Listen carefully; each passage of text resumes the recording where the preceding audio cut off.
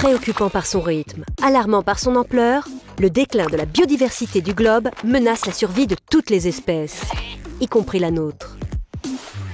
Des grands singes aux baleines en passant par les abeilles, on estime qu'une espèce animale sur 3 est aujourd'hui menacée de disparition dans le monde.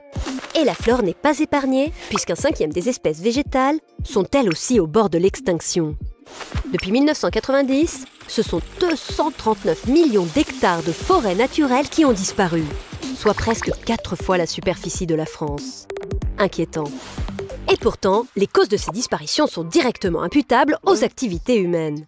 Selon WWF, le phénomène s'explique en premier lieu par la dégradation des écosystèmes causée par l'agriculture, l'exploitation forestière, l'urbanisation ou encore l'extraction minière.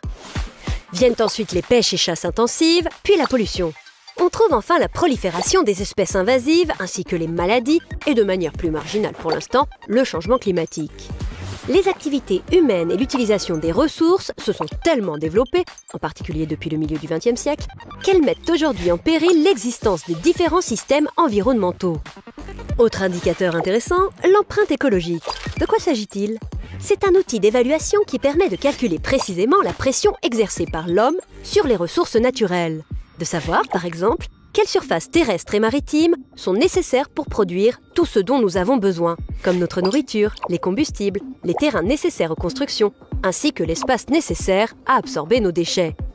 Eh bien, le résultat n'est pas joli. La pression que nous exerçons chaque année sur les écosystèmes est telle qu'il nous faudrait quasiment 1,6 planète Terre pour subvenir à tous nos besoins. S'il a fallu aux êtres humains moins de 50 ans pour détruire une bonne partie de leur environnement, combien leur en faudra-t-il pour réparer les dégâts?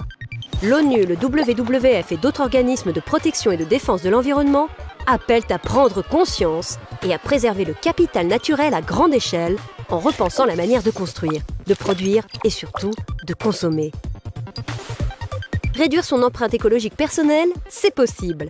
Faire attention à sa consommation d'électricité et d'eau, essayer de consommer le plus localement possible et de saison, éviter les déchets inutiles, recycler ou encore consommer autant que faire se peut des énergies renouvelables. Voici quelques idées à appliquer au quotidien qui peuvent faire la différence pour alléger le poids que nous faisons tous peser sur les épaules de Dame Nature.